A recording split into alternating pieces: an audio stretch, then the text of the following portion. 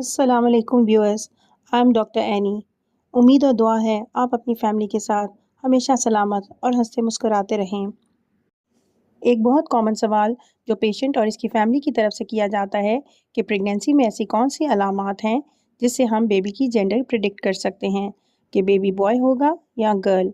मेरे comment section में भी बार बार ख़वातीन बेबी बॉय के सिम्टम्स के मुतालिक सवाल करती हैं। अब तो मीडिया का दौर है। ख़वातीन घर बैठे एक दिन में यूट्यूब पर 50 से 60 वीडियोस देख लेती हैं और अपने सिम्टम्स को बेबी बॉय सिम्टम्स वाली वीडियोस के साथ मैच करके ये उम्मीद लगाती हैं कि चूँकि मेरे भी यही सिम्टम्स हैं जो इस वीडियो में बताए गए हैं तो बेबी बॉय ही होगा। हालांकि ये तमाम सिम्टम्स एक्यूरेट नहीं हैं और किसी भी सिम्टम से आप 100% अंदाज़ा नहीं लगा सकते कि बेबी बॉय है।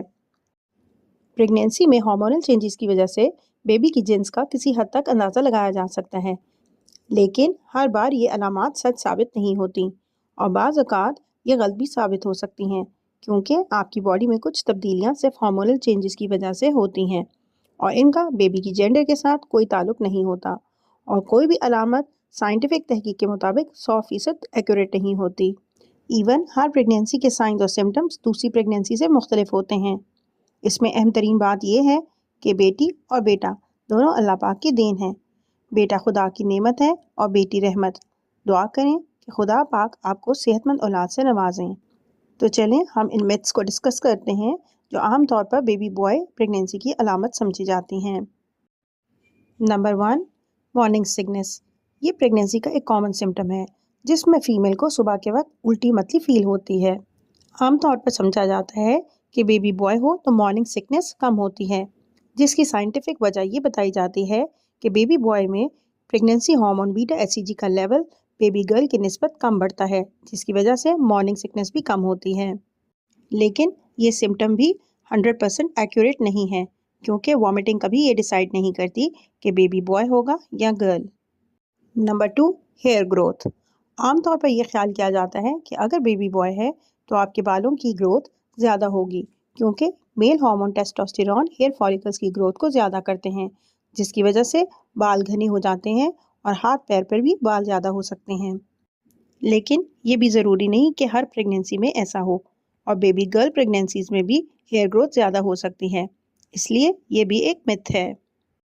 Number 3, skin changes. इस बात पर भी बहुत सी वीडियोस मौजूद हैं कि अगर आपकी स्किन ग्लो कर रही है तो बेबी बॉय की अलामत है, तो ये भी एक मिथ है, क्योंकि मेल हार्मोन टेस्टोस्टेरॉन की वजह से हो सकता है आपकी स्किन बिल्कुल डल हो जाए, स्किन का कम्प्लेक्शन पहले की निस्बत डार्क हो जाए, पेट पर ब्लैक निशान आ जाए, तो ये भी सिर्फ एक क़यास आराई है कि बेबी बॉय प्रेगनेंसी में स्किन ग्लो करती है। ये साइन भी 100% दुरुस्त नहीं है। Number 4, placental position.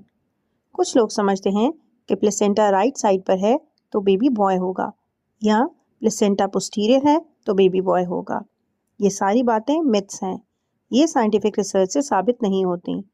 ये लोगों की बनाई हुई बातें हैं जिन्हें मेडिकल साइंस बिल्कुल नहीं मानती।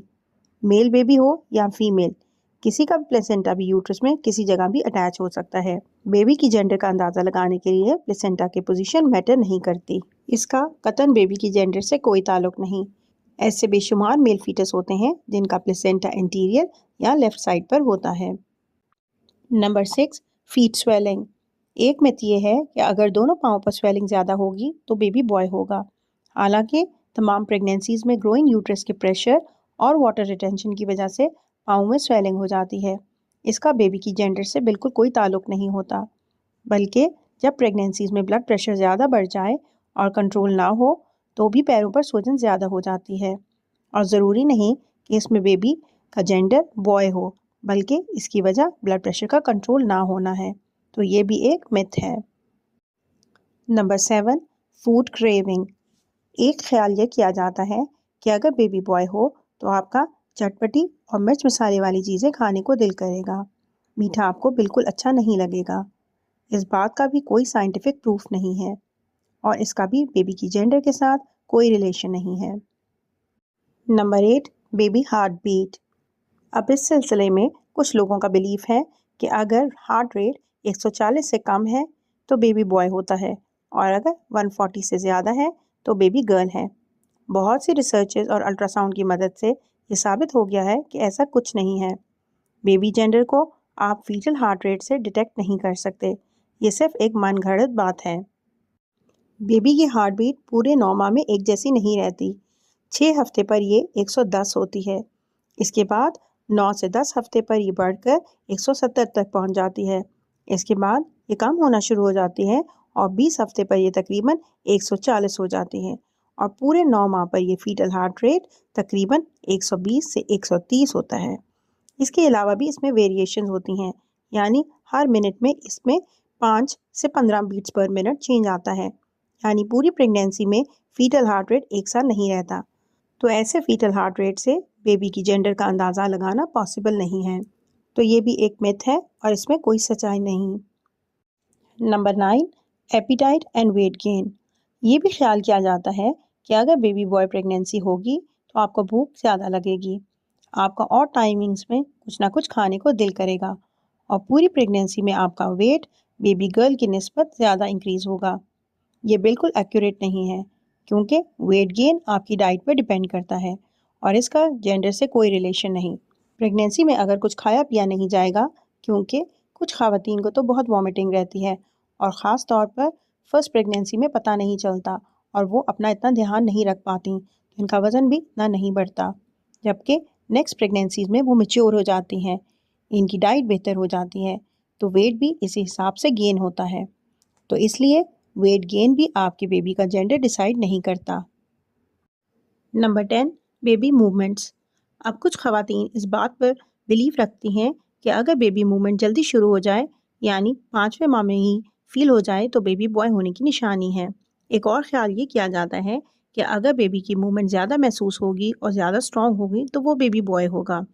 बेबी बॉय ज़्यादा एक्टिव होगा, ख़ास तौर पर आप जब कोई फ़िज़िकल एक्टिविटी करेंगी, जैसे वॉक, एक्सरसाइज, तो मूवमेंट ज़्यादा स्ट्रॉन्ग फील होगी। इसके अलावा एक और मिथ ये भी है कि अगर राइट साइड पर मूवमेंट होगी तो बेबी बॉय होगा। हालांकि ये बात दुरुस्त नहीं है।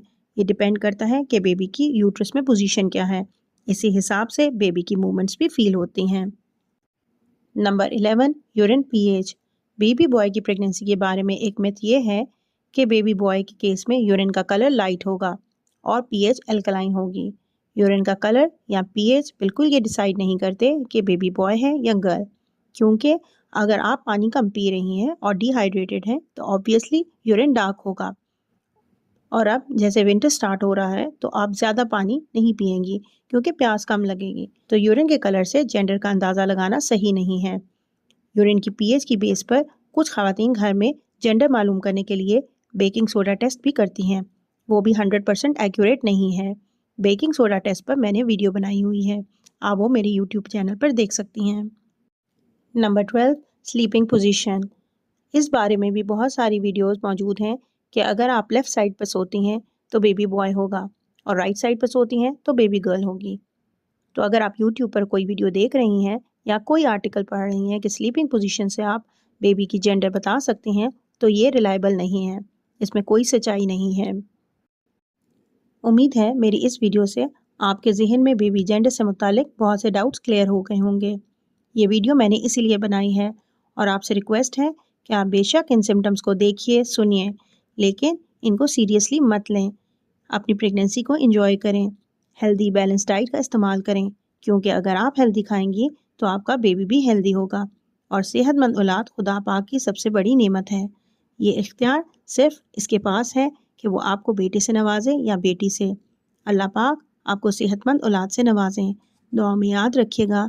शुक्रिया। अल्लाह हाफिज़।